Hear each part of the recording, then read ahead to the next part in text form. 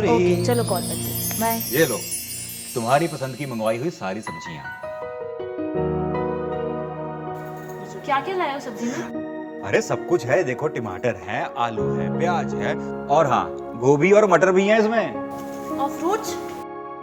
Fruits में ना कोई ढंग का मिला ही नहीं, मैं फिर भी मैं ना तुम्हारे फेवरेट एक चीज लेकर आया हूँ, तुम्हारे फेवरेट बनाना। तुम्हें फिर से मार्केट जाना पड़ेगा। बाहर ना बहुत गर्मी है मैडम, मैं ना वापस कहीं नहीं जाने वाला। वैसे एक मिनट, वापस क्यों जाना था और क्या लेने जाना है? अरे क्योंकि आज तुम्हारी फेवरेट सपना जी यानी सारी साहिबा है। अरे मतलब वो आने वाले मुझे पता ही नहीं है। अरे मुझे भी अभी पता चला है, जस्ट कॉल आया था उसका। अरे एक्चुअली उसका एग्जाम आगरा में मिला है, उसका सेंटर यहीं पे है, तो एग्जाम के सिलसिले में यहाँ पे आ रही है। अरे कुछ भी है, कम से कम आ तो रही है, वरना 3 साल से था मैं उसके फोन पर ही खचर पचर सुन रहा हूँ। वो आ रही है ना, मुझे इतनी खुशी है ना, मैं बता नहीं सकता हूँ। सुनो एक काम करो, तुम जाकर एक अच्छा सा खाना बनाओ, तब तक मैं मार्केट जाता हूँ और उसके फेवरेट ग्रेप्स लेकर आता हूँ। और सुनो तब तक ना तुम ये तुम्हारा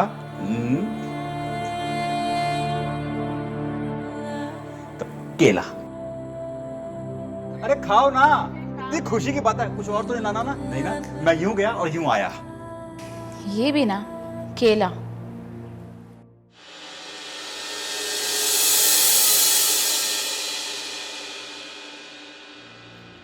अरे माधुरी, माधुरी, अरे हाँ। कहाँ हो, जल्दी आओ।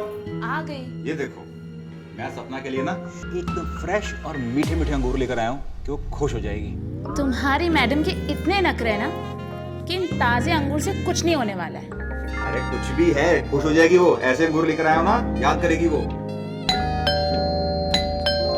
आ गई, सपना आ गई। एक काम करो, ये पकड़ो, तुम कहीं नहीं जाओगे, मैं जाऊंगा अपनी साली साहबा का स्वागत करने के लिए, ठीक है? आ गई। हाँ। तो ये क्या? अरे इधर नहीं, आगे जाके पूछो ना कहीं, जाइए।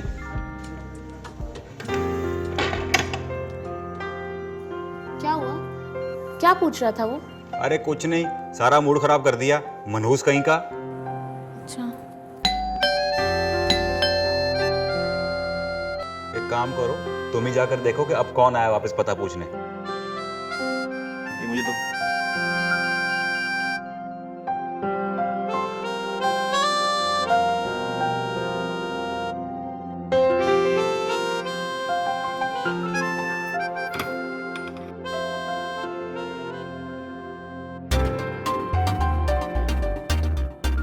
सपना।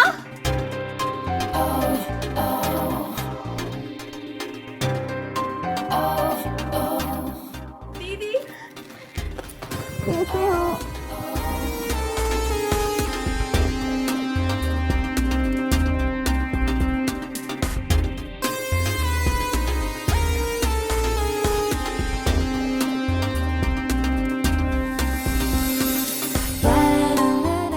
कैसे हो? मैं ठीक हूँ, तुम कैसी हो बानू? मैं भी अच्छी। आओ चलो,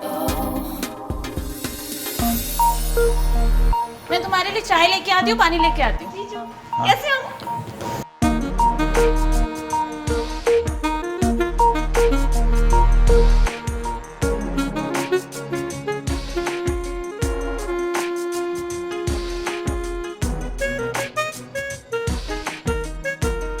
सपना। हाँ दीदी आई।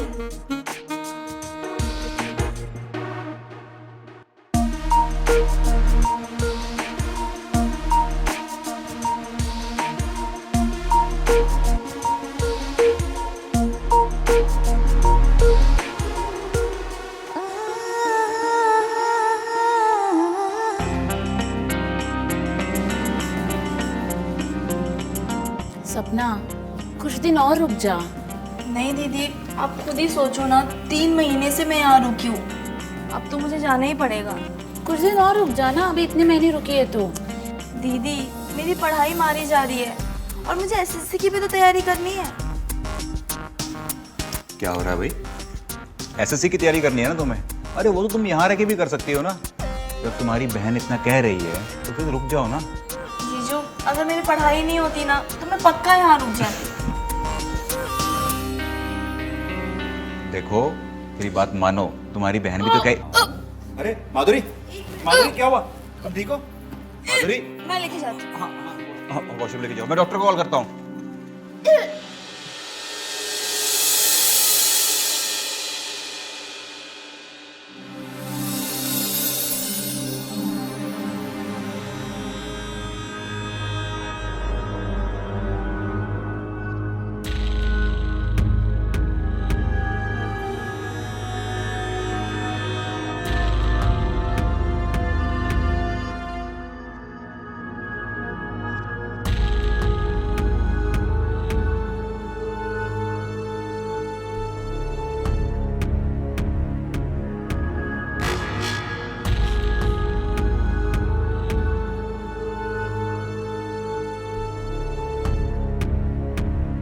बधाई हो निखिलेश जी, आप बाप बनने वाले हैं। क्या डॉक्टर साहब, ये बहुत खुशी की बात है। जी लेकिन ध्यान से, माधुरी जी अभी बहुत कमजोर हैं, तो इन्हें खिलाने पिलाने और आराम कराने की सख्त जरूरत है। मैं पूरा ध्यान रखूं डॉक्टर साहब। जी, ताकि डिलीवरी तक कोई प्रॉब्लम ना हो। मैं कुछ दवाई लिख रहा हूँ, ठीक है, आप देते रहिएगा टाइम से। जी डॉक्टर साहब।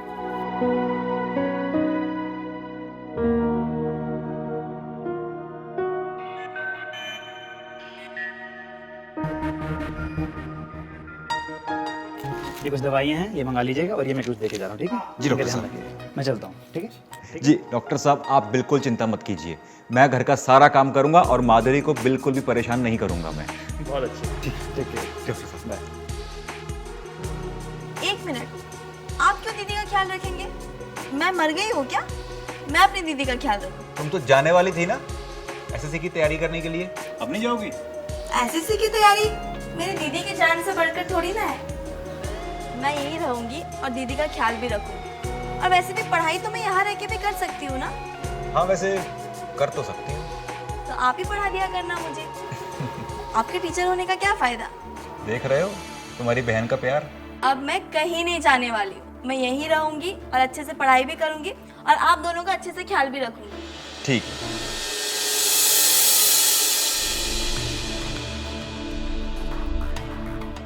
जीजू, कितना चाहते हो ना आप मुझे।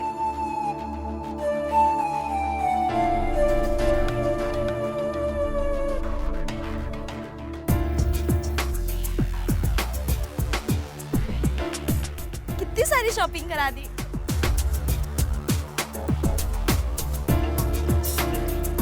ये सब लेना देना चलता ही रहेगा।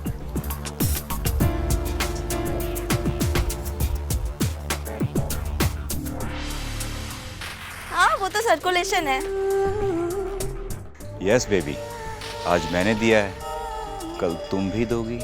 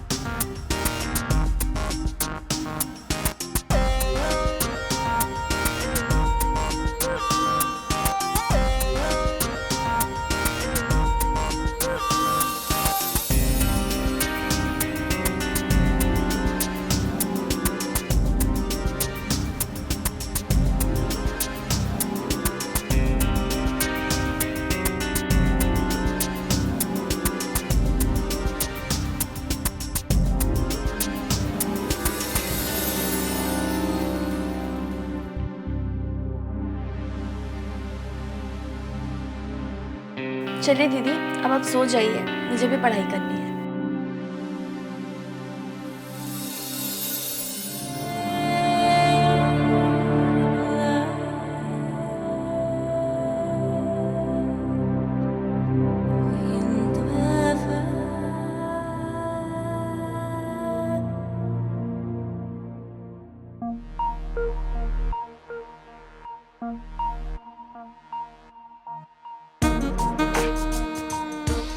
बहुत हो गई पढ़ाई, थोड़ा ब्रेक ले लेते हैं। वैसे मैं ये कह रहा था कि आज मेरा दूध पीने का बहुत मन है, तुम पिलाओगी? हाँ बिल्कुल, ठीक है, अभी लेके आती हूँ। जाओ।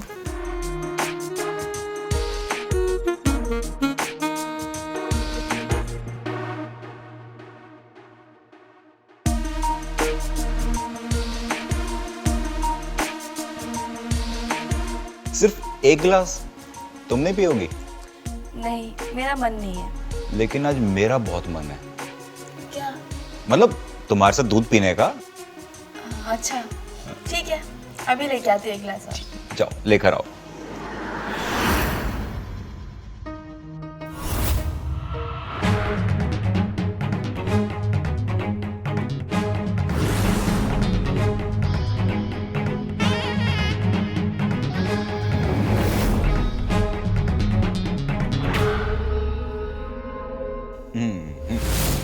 एक मिनट रुको रुको रुको रुको। ऐसे नहीं, आज हम एक दूसरे को दूध पिलाएंगे, ठीक है?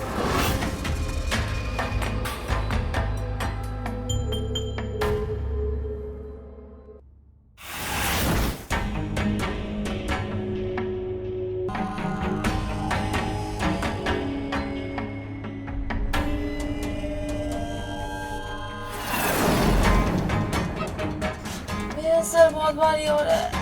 अरे तुम सुबह से पढ़ाई कर रहे हो ना, उसी वजह से हो रहा हो। हो सकता है।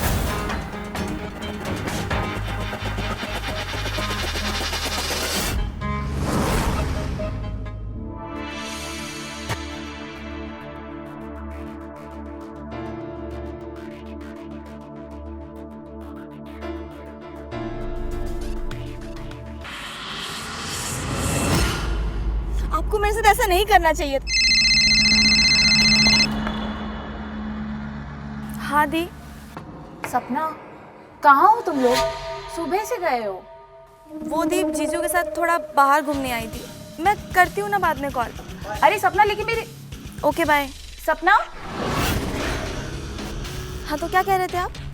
मेरी दी प्रेग्नेंट है और आप उनके साथ संबंध नहीं बना पा रहे थे, तो आप मेरा सेक्सी फिगर देखे मेरे पे फिसल गए और आपने मेरे साथ संबंध बना लिया, वो भी धोखे से। How disgusting. सपना, आपको शर्म नहीं है मेरे साथ ऐसा करते हुए? सपना प्लीज मुझे माफ कर दो। दरअसल बात ऐसी है कि मैं तुमसे प्यार करने लगा हूँ। जीजू, मैं भी आपसे बहुत प्यार करती हूँ। मैं आपसे गुस्सा इसलिए नहीं हूँ, मैं आपसे गुस्सा इसलिए हूँ कि आपने मेरे साथ धोखे से ये सब किया। आपको ऐसा नहीं करना चाहिए था, तो सामने से बोल देते ना, मैं खुशी खुशी आ जाती। और ऐसे धोखे से नहीं करना चाहिए था। सपना, I am really very sorry. I love you.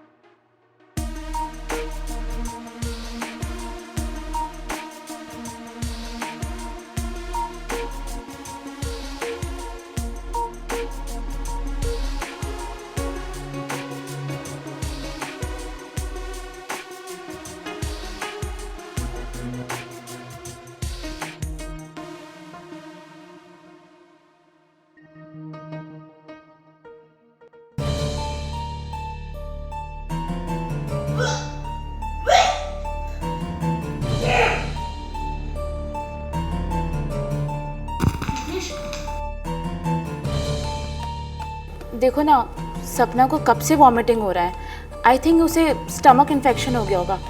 तुम डॉक्टर से बात करो। मैं डॉक्टर को कॉल करता हूँ।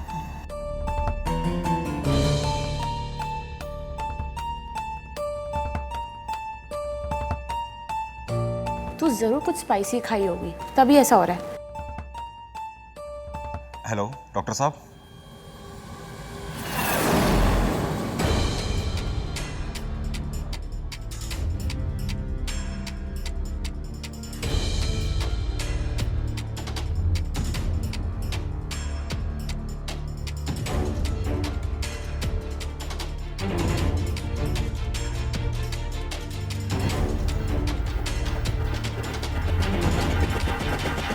देखिए, सपना प्रेग्नेंट है।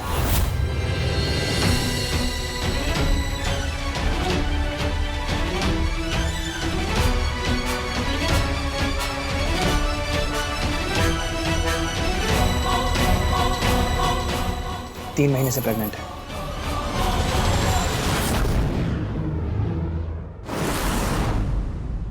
देखिए, आप लोग टेंशन मत लीजिए। इंटरनली अगर मेरी कोई भी ज़रूरत पड़े तो मुझे बताइएगा, किसी को कुछ पता नहीं चलेगा। ठीक है? ठीक है, मैं चलता हूँ जी।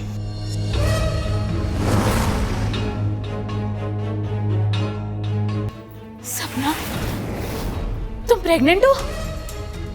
हाँ? किसने किया सपना ये सब? किसी के साथ अफेयर है? बोलो, बोलती क्यों नहीं हो? बोलो मुझे, निकलेश कुछ तो पूछो।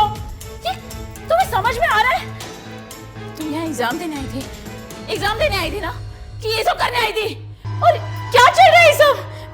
3 मंथ से प्रेग्नेंट हो तुम, अफेयर चल रहा है, कोई और लड़का? कौन है इस बच्चे का बाप? कौन है सपना? प्लीज बोलो मुझे, पूछ रही हूँ, कब से पूछ रही हूँ, बताओ ना।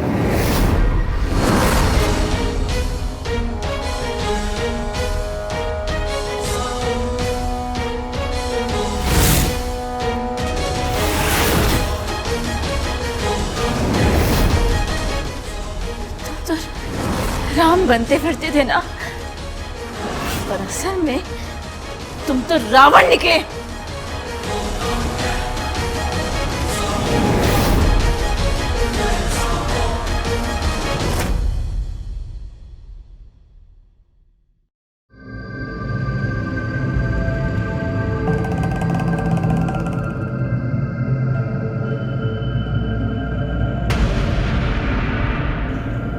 माधुरी, देखो, गलती तो हुई है मुझसे, लेकिन अब करना क्या है? अबॉर्शन। अबॉर्शन? क्यों? अगर मुझे अबॉर्शन कराना ही होता तो मैं गोलियां नहीं खा लेती। कोई अबॉर्शन नहीं होगा, समझे आप?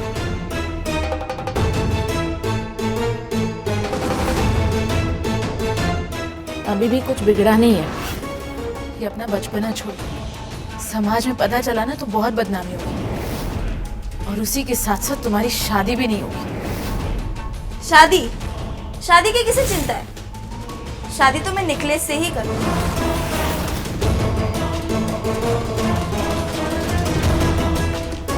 जीजू से डायरेक्ट निकलेश? बहुत सही। अपना बचपना छोड़ो और अबॉर्शन के लिए तैयार हो जाओ, और मामला को यही खत्म करो। अगर अबॉर्शन से मेरा मामला खत्म ही होगा ना, तो नहीं करना मुझे ये मामला खत्म। सपना, तुम्हें तो मैं अब भी बता दूं। माधुरी, रुको। देखो, तुम दोनों आपस में झगड़ना बंद करो। मैं सपना को समझाने की कोशिश करता हूँ।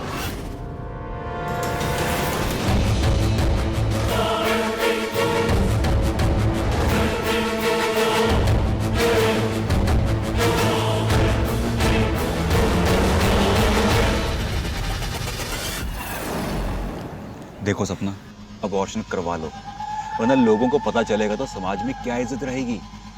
देखो, आप जो आधे घंटे से समाज, इज्जत, अपनी पत्नी के बदनामी होने का ढोल पीट रहे हो ना। सपना, मैं ढोल नहीं पीट रहा हूँ। देखो, अगर आप मुझे अबॉर्शन के लिए फोर्स करोगे ना, तो मैं सीधा पुलिस स्टेशन में कंप्लेंट करूंगी। फिर आपको भी पता है आपका क्या हाल होगा। सपना देखो, मेरी बात सुनो। लेकिन मैंने फिर भी आपसे कुछ नहीं कहा। पता है क्यों? क्योंकि मैं आपसे बहुत प्यार करती हूँ, लेकिन मैं आपका वो हाल नहीं देखना चाहती। मैं आपको अपना पति मानती हूँ। आप मुझे जान देने के लिए कहोगे ना, तो मैं खुशी खुशी अपनी जान दे दूंगी। लेकिन अपने पेट में पल रहे इस नन्ही जान का गला नहीं घोट सकती। I love you Nikhilesh. लेकिन सपना, तुम्हारे इस पेट का मैं समाज को क्या जवाब दूंगा?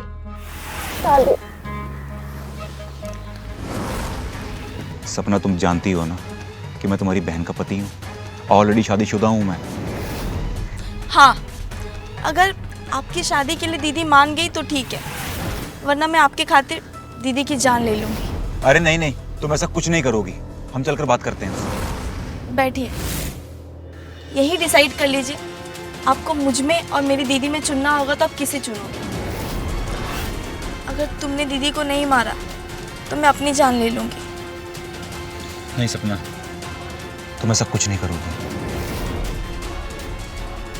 मैं तुम्हें खोना नहीं चाहता हूँ।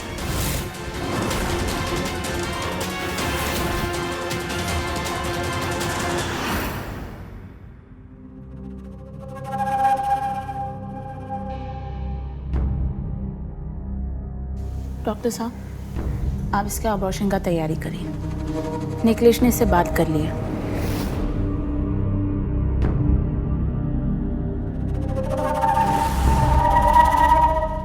देखो सपना, मैं किसी को खबर नहीं लगने दूंगा। और वैसे भी कहीं और एबॉर्शन कराने गए तो तुम लोग पकड़े जा सकते हो। मैं तो ये सब बहुत कम खर्चे में कर रहा हूँ तुम लोगों के लिए।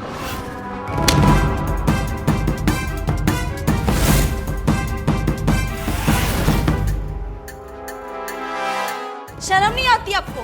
डॉक्टर होते मुझे अबॉर्शन के लिए फोर्स कर रहे हो, ऊपर से पैसे की भी बात कर रहे हो।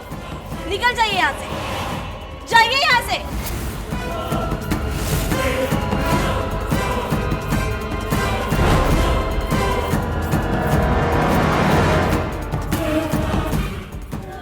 ये क्या हो रहा है? हाँ निकलेश, तुमने इससे बात की थी ना, समझाया था ना तुमने इसे, तो चुप क्यों खड़े हो? सब समझ में आ रहा है, तुम खुद नहीं चाहते कि इसका अबॉर्शन हो, है ना? साफ सूख गया है क्या? चुपचाप खड़े क्यों हो? अब मैं तुम्हें लेके जाऊंगी अबॉर्शन के लिए। छोड़िए मेरा हाथ, अपनी हद में रहिए दीदी। मेरी छोटी बहन हो के मुझे मेरी हद बता रही हो? हाँ, तुम्हारा अबॉर्शन तो मैं करवा के रहूंगी। चलो अब, चलो मेरे साथ। छोड़िए मेरा हाथ।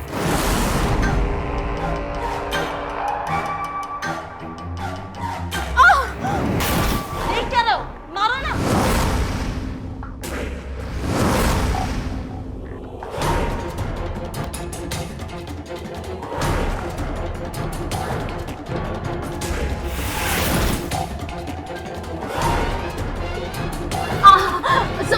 सब छोड़ो मुझे।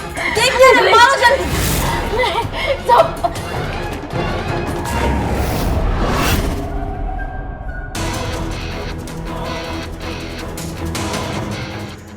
मेरा घर बर्बाद करने चली थी, खुद ही बर्बाद हो गई।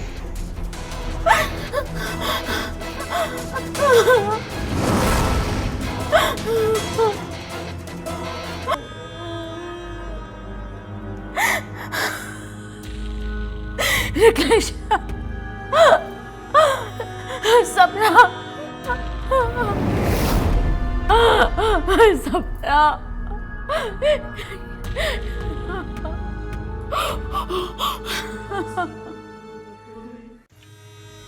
नमस्कार, मैं रणवीर चहल नेशनल क्राइम के एक और बेहतरीन एपिसोड में आपका स्वागत करता हूं। ग्लैमर और सिनेमा की दुनिया हर किसी को बहुत खूबसूरत नजर आती है, लेकिन जितनी चकाचौंध ये बाहर से आपको नजर आती है, दरअसल उससे कई गुना ज्यादा काला अंधेरा इसके अंदर है। मुंबई नगरी, जिसे सपनों का शहर भी कहा जाता है, इस शहर में ना जाने कितने लोग रोज अपने सपनों के साथ आते हैं और उनके इन सपनों को पूरा करने के लिए कोई ना कोई हर कदम पर उनका गलत और नाजायज फायदा उठाने की कोशिश करता है। ऐसा ही एक सपना देखा था रिया ने, लेकिन उसे क्या पता था कि जितने बड़े उसके सपने थे, उसकी मुसीबतें भी उतनी ही बड़ी होने वाली थी। उसके साथ क्या क्या हुआ, जानने के लिए देखिए हमारा ये episode.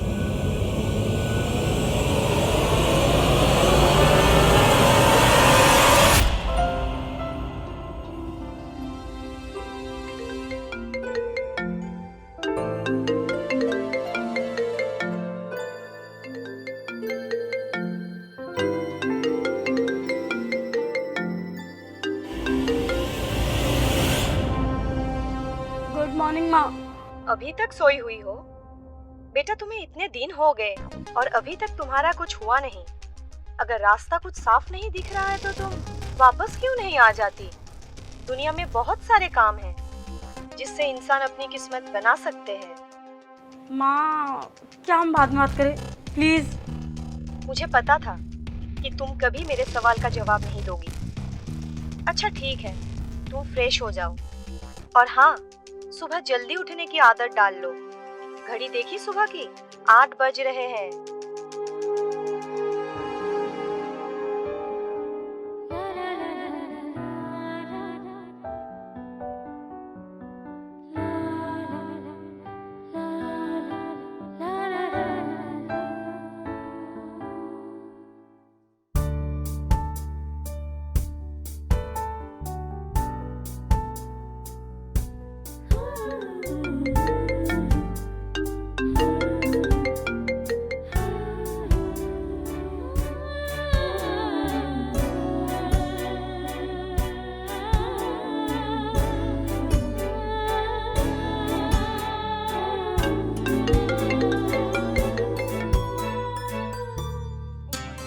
O my God, 4 miss calls Amritsar के।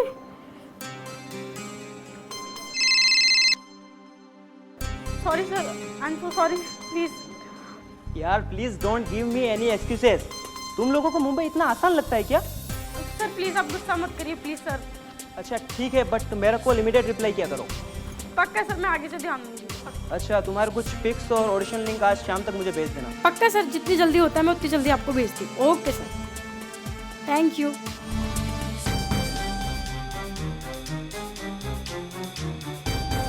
जिसे जो बोलना है बोल ले, लेकिन रिया तो आर्टिस्ट बन गई है।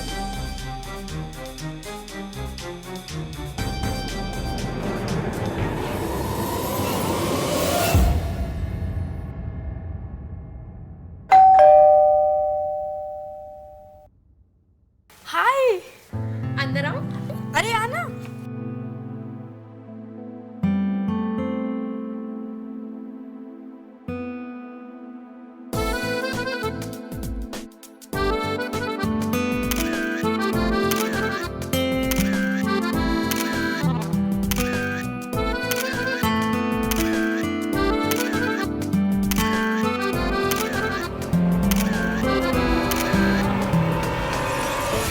मानव के जीवन के प्रत्येक पल परेशानियों से कुछ इस तरह घिरे रहते हैं, जो कि किसी परिकल्पना से परे होता है। क्या स्त्री के रूप में मेरा जन्म इसलिए हुआ था? ये सवाल मेरे मन को झंझोर देता है। क्या फायदा ऐसी जिंदगी का जिसमें निर्णय की क्षमता का दामन किशोरावस्था से ही हो?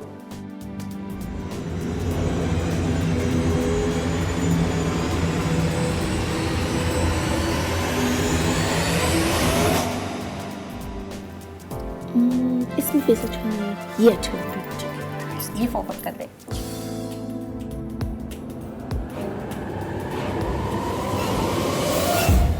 यार ये जा क्यों नहीं रहा है? अरे तो खिड़की के पास चली जा, इसमें इतना इरिटेट होने का क्या है? यार दिमाग तो है तेरे पास। तू जा, पहले अपना काम कर।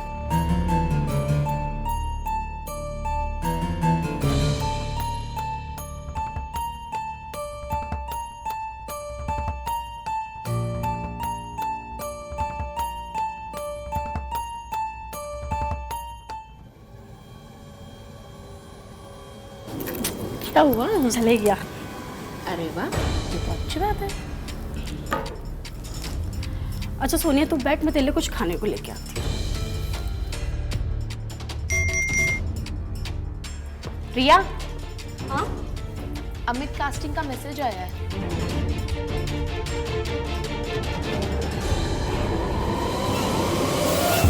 क्या हुआ? यार ये वेस्टर्न में पिक्स मांग रहे और ऑडिशन भी इनको आजकल के हिसाब से चाहिए। रिया, मुझे ना ये कोई फ्रॉड लगता है। बोल्ड पिक्स देकर आंख सेकने वाला। अब आग से के या कुछ और काम तो करना है। मतलब? जो बोलना है बोले, रिया तो आर्टिस्ट बन के रहेगी।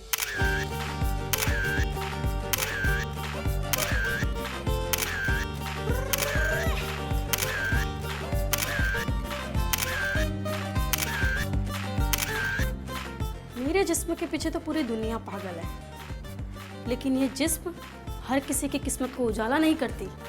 तुम्हें क्या लगता है एक कॉल किया, एक मैसेज किया और लड़की बिस्तर पे। मेरी किस्मत में बिस्तर तो होंगे, मगर उसकी बात कुछ और होगी। क्या समझे? हाँ,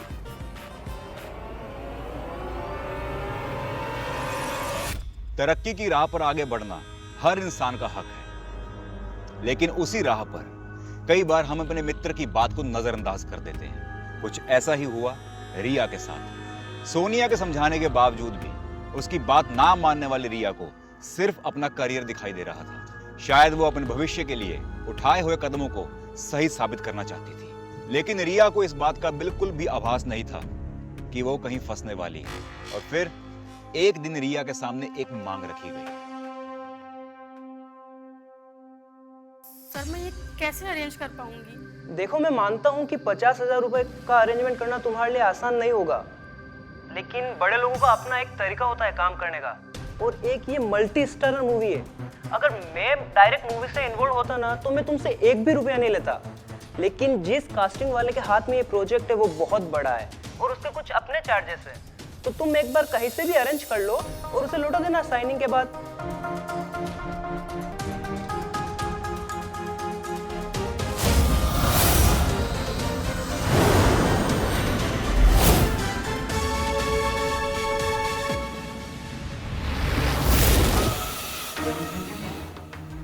सर कितने दिन हो गए हैं? आपने कहा था कहानी 1 महीने में फ्लोर पे आ जाएगी, अब तक नहीं आई और मेरी साइनिंग भी अभी तक नहीं आई है। हाँ, मैं देखता हूँ क्या सीन है। तुम परेशान मत हो, तुम इस प्रोजेक्ट के लिए एकदम फाइनलिस्ट हो चुकी हो। सर मैं ये कब से सुन रही हूँ, मुझे लगता है बात कुछ और है। अरे नहीं यार, तुम टेंशन क्यों ले रही हो? सर आपको पता है मैंने वो पैसे उधार लिए थे और वो भी इंटरेस्ट पे। अरे यार, मैंने थोड़ी कहा था कि तुम वो पैसे इंटरेस्ट पे लाओ। तुम्हें तुम्हारा करियर बनाना था, ना कि मुझे। तो वेट करो, जैसे ही कोई अपडेट आता है मैं तुम्हें फोन करता हूँ। और अब बार बार मुझे कॉल मत करो, मेरे पास बहुत सारे काम है। लेकिन सर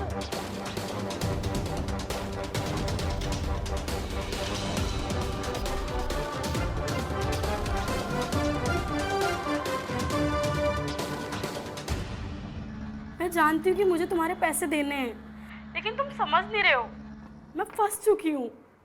मुझे थोड़ा सा वक्त चाहिए प्लीज। देखो, मैंने तुम्हारे बहुत बहाने सुने और मैं तुम्हें समझ भी गया, लेकिन मेरी भी अपनी को जरूरत है जो तुम नहीं समझ रही हो।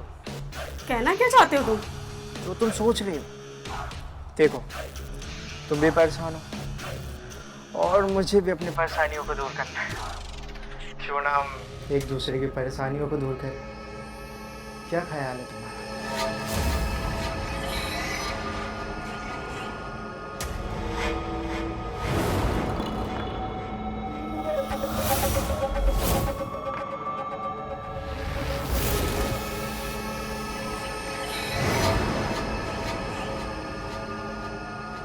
तुम्हें क्या लगता है एक्टर बनना इतना आसान है क्या? आखिर कोई भी तुम्हें मौका क्यों देगा? वहाँ जो भी गया है बर्बाद ही हुआ है, बर्बाद। हाँ, तुम्हें कोई और प्रोफेशन चूज करना है। हाँ, तुम्हें कोई और प्रोफेशन चूज करना है। आखिर कोई भी तुम्हें मौका क्यों देगा? तुम्हें क्या लगता है एक्टर बनना इतना आसान है क्या? वहाँ जो भी गया है बर्बाद ही हुआ है, बर्बाद। हाँ, तुम्हें कोई और प्रोफेशन चूज करना है।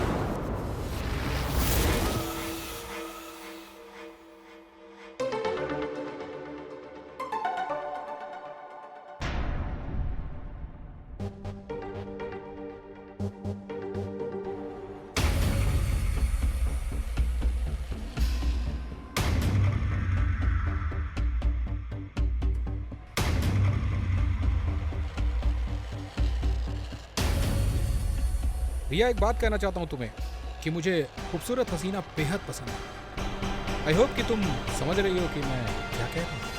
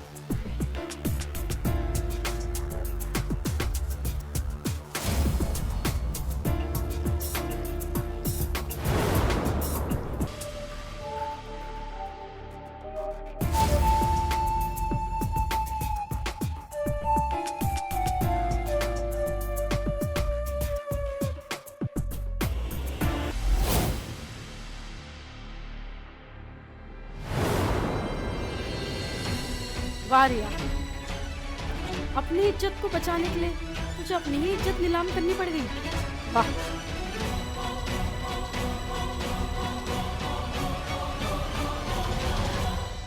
यार एटलीस्ट आज के दिन तो टेंशन ना ले, आज तेरा बर्थडे है।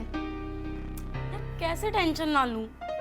एक तो वो चूतिया साला कास्टिंग वाला कब से उल्लू बना रहा है मुझे, और वो सचिन को तुझे पता नहीं है वो चंद पैसों के लिए कितना गिर सकता है। देख, इस तरह मुंह लटकाने से तो कोई सोल्यूशन नहीं मिलने वाला है ना। यार मेरे कुछ समझ नहीं आ रहा है, मेरी लाइफ में एक तरफ कुआं है तो एक तरफ खाई, मैं क्या करूं? क्या करेगी तू? क्या करना है तुझे? करूंगी क्या ये तो कुछ पता नहीं, फिलहाल तो मैं अपना बर्थडे सेलिब्रेट करना चाहती हूँ। यस, ये हुई ना बात। अच्छा चल बता, तेरे लिए कौन सा केक लेके आऊं मैं? यार तुम्हें जो अच्छा लगे। अरे ऐसे कैसे, अब भाव मत खा, आज तेरा बर्थडे है तो केक भी तो तेरी पसंद का होना चाहिए।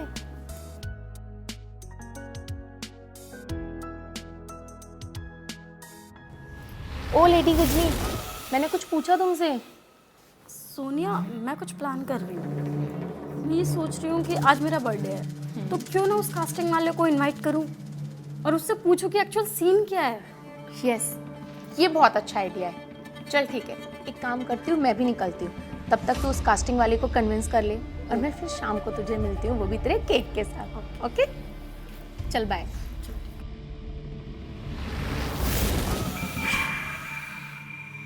अपनी परिस्थितियों से परेशान रिया के मन में क्या चल रहा था ये शायद रिया खुद भी नहीं जान पा रही थी। वैसे ये रिया कास्टिंग डायरेक्टर अमित को इनवाइट करने में कामयाब हो गई थी, लेकिन शायद वो इस बात से अनजान थी कि आज उसके साथ क्या हो सकता है।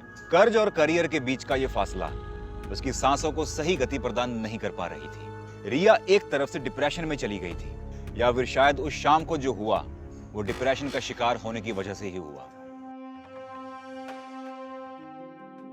Happy birthday to you. Happy birthday to you. Happy birthday dear Riya.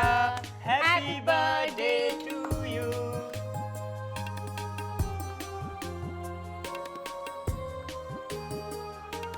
So much my love. Happy birthday. अच्छा सोनिया, मुझे ना अमित से कुछ बात करनी है, तो हम अंदर जाएं? हाँ बिल्कुल, तुम लोग एंजॉय करो, वैसे भी मुझे थोड़ा ज़रूरी काम है, मैं वो निपटा के आती हूँ। Thank you. अरे आप क्यों ऐसे पार्टी को छोड़ के जाते हो? अरे नहीं नहीं, ऐसी कोई बात नहीं है, मैं बस यूं गई और यूं आई, तब तक आप लोग एंजॉय कीजिए। Bye bye, take care. आज बहुत क्यूट दिख रही हो। सर आज नहीं सर, मैं हमेशा क्यूट लगती हूँ। Oh really?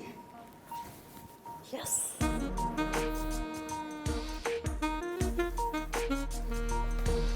To a beautiful gift, a beautiful girl.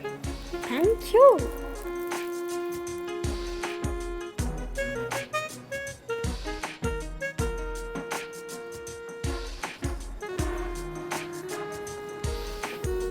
Nice bedroom, huh?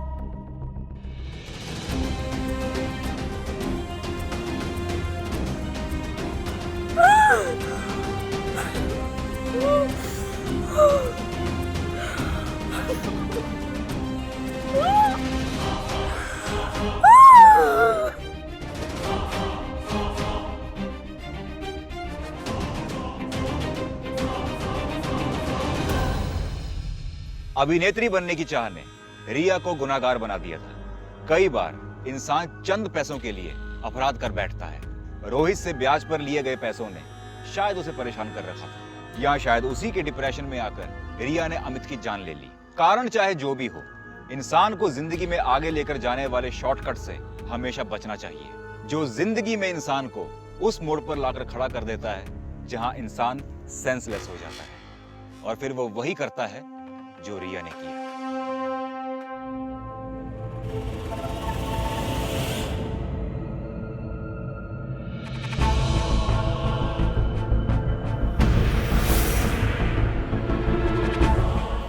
Havildar, yes sir. Ambulance को कॉल करो, बॉडी को पोस्टमार्टम के लिए भेजो। आप यहाँ ले जाके गाड़ी बिठाइए।